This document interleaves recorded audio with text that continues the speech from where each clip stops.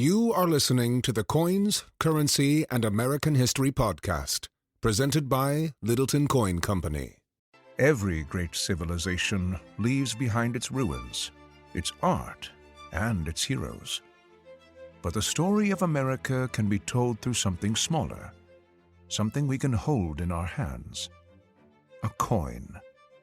Coins are the fingerprints of a nation. This is the story of the United States of America. From colonies to social experiment to global economic leader. Episode 19, The Civil War. When Confederate artillery opened on Fort Sumter in April 1861, America plunged into a war unlike any before in American history. This was no quick uprising, nor a border skirmish. It was a full-scale test of two societies, two economies, two financial systems trying to survive the biggest, bloodiest conflict the continent had ever seen. Armies would decide battles, but money, how to raise it, spend it, sustain it, would decide the war. The price of war is always heavy, and not just in lives. Waging war costs a fortune. Soldiers need rifles, boots, bread, bullets, horses, wagons, pay. Governments need taxes, loans, and the trust to borrow more tomorrow. In the American Civil War, both sides enter convinced they held unbeatable advantages. Both were half right, but both were badly wrong about how long it would last and the heavy price they would pay. The North started with raw industrial muscle. Most factories, shipyards, railroads, and banks sat north of the Mason-Dixon. That base let the Union churn out weapons, rails, and supplies at a pace the South could never match. Cash was the immediate problem. Congress moved fast. In 1861 came the first national income tax. In 1862, United States notes nicknamed greenbacks. They were fiat paper declared legal tender for most debts, but not backed by gold or silver. Jay Cooke turned bond sales into a patriotic crusade, peddling war loans to everyday citizens through newspapers, rallies, and door-to-door appeals. The Union was inventing modern wartime finance on the fly. The Confederacy banked on cotton. Pre-war, Southern fields fed the world's textile mills. Leaders believed Europe, especially Britain, couldn't survive without it. Cotton diplomacy promised recognition, maybe even intervention. However, there was a problem. Cotton only matters if it reaches the buyer. The Union Navy clamped a blockade along 3,500 miles of coast, which it tightened year by year. Southern exports collapsed. Cotton bales rotted in warehouses, while European mills switched to Egyptian and Indian supplies. The global market found substitutes. King Cotton wasn't king after all. Across the Atlantic, Britain and France watched closely.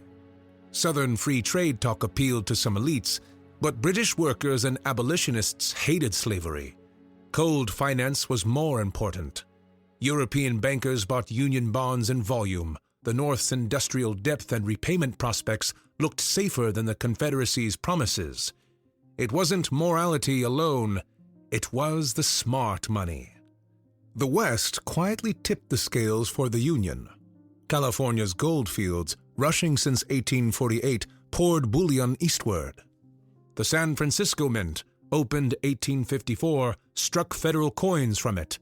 That hard money bolstered New York and London confidence. Even with greenbacks flooding circulation, the U.S. government sat on real gold reserves. So while the West didn't send huge armies to fight, it sent something almost as vital: trustworthy value. The South tried. It printed notes, issued bonds backed by future cotton sales, even taxed lightly. But without strong banks, reliable taxes, or open ports, the system crumbled. Inflation exploded. By war's end, Confederate dollars bought pennies on the dollar.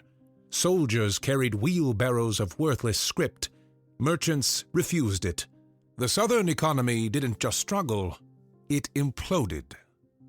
Amid the chaos, the Union reshaped money itself. The National Banking Acts of 1863 to 1864 chartered national banks and created uniform national banknotes backed by U.S. bonds. America was moving towards a true national currency. No more patchwork of thousands of state banknotes.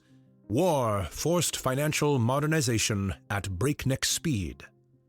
The Civil War was won with bayonets and cannon, but it was sustained by credit, industry, railroads, and access to global capital. The Union's ability to tax, borrow, print, manufacture, and ship proved overwhelming. The Confederacy, tied to one crop, cut off by blockade, lacking financial depth, couldn't keep up. By 1865, the nation was preserved, and its financial future had been transformed forever. In the next episode of Coins, Currency, and American History, a currency remade by war, the South re-enters a paper economy, everyday money, and the power of small notes. The hard money debate returns. A nation built on paper moves toward gold. Next time, fractional currency and a new financial system.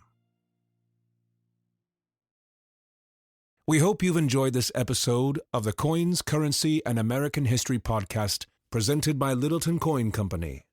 You can find out more about coins and currency in our free Learn Center at www.littletoncoin.com/learn. It's filled with fascinating facts about U.S. coins, world coins, ancient coins, paper money, and more, as well as helpful tips for collectors of all levels. You'll even find free collector guides, checklists, and virtual albums to help you get started and keep track of your growing collection. And while you're there, be sure to check out our online store. Visit www.littletoncoin.com today.